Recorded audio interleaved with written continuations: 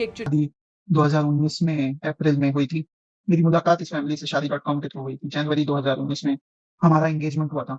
Engagement के दौरान और शादी के पहले तक मेरी पत्नी बहुत ज़्यादा बोलती नहीं थी, फ़ोन पर जब बात होती थी हमारी, और काफ़ी सोच समझ के जवाब देती थी, है ना?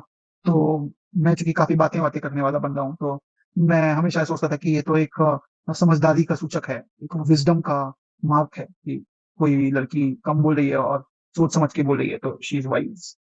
बट सच्चाई ये है कि जो मेरी पत्नी ने मुझे खुद बताया कि उनकी भाभियाँ, माँ इत्यादि लोगों ने इसे समझाया कि शादी के पहले कम बात करो, नहीं तो शादी टूटने के चांसेस होते हैं। अब मुझे समझ में आता है कि ऐसा क्यों बोलते हैं, क्योंकि अगर लड़की ज़्यादा बोलेगी तो सच पता चल जाएगा शादी के पहले। तो अप्रैल में हमारी शादी हुई क्योंकि इसके पिता को डॉक्टर ने कम टाइम दिया था। शादी के बाद हम 2 दिन के लिए मेरे माँ-बाप के का घर जो बिहार में है, वहाँ पर गए। 2 दिन सिर्फ थे वहाँ पर।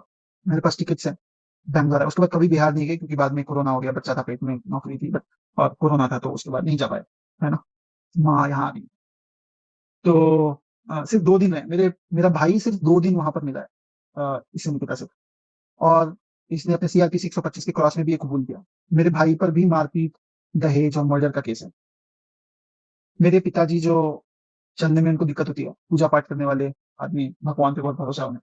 2 दिन वहाँ पर मिले, घर पर शादी के बाद, और 2 दिन जब इनके पिता की मृत्यु हुई थी तो जौनपुर में गए। सिर्फ 4 दिन इससे मिले। उन पर भी मर्डर, दहेज, मारपीट का इल्ज़ाम है और केसेज़ हैं। अ, तो ये है, ठीक है? अभी ज यहाँ फिर 2 दिन रहने के बाद बैंगलोर आ गए, फिर हम मॉरिशस गए हनीमून के लिए, जहाँ पर मुझे पता चला कि ये तो शादी ही नहीं करना चाहती थी, है ना? और कैसे इनके परिवार वालों ने इसे समझाया कि पिता की तबीयत खराब है तो शादी कर लो, तो उसने शादी कर ली, और ये पढ़ी-लिखी लड़की है। तो पता नहीं मुझे क्यों किया शादी इसने। मैं तो शॉक था सुन के कि कमाल हो गया ये। वहाँ पर भी इनके कारनामे थे, मॉरिशस में भी, है ना? और कई बात पर हमारा वहाँ पर भी लड़ाई हुआ, है ना? जैसे कि सामान खो देना, बस छोड़ देना और हँसना उसके बाद, इत्यादि। वापस आए, मैं जो एक हस्बैंड कर सकता है, जितना प्यार दे सकता है ना?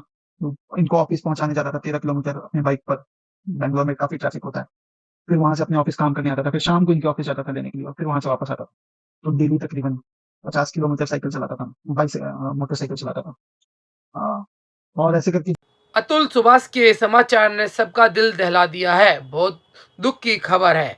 जौनपुर के जौनपुर की युवती निकिता सिंघानिया से शादी करने वाले 34 साल के अतुल सुभाष ने अपनी जिंदगी खत्म कर दी है।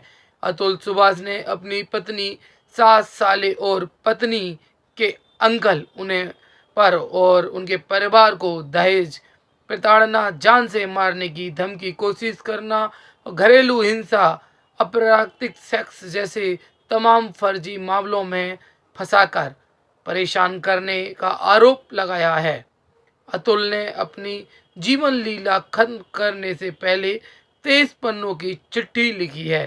साथ ही अपना एक वीडियो भी जारी किया है जिसमें अतुल ने कई बड़ी, गंभीर और हैरान कर देने वाली बातें बताई हैं। अतुल ने बताया कैसे एक मैट्रिमोनियम साइट से शादी हुई है और मॉरिशस में हनीमून के दौरान कैसे झगड़े हुए और कैसे कोरियर ड्रामा देखकर उनकी पत्नी उनसे अर्जी गरीब डिमांड्स करने लगी है।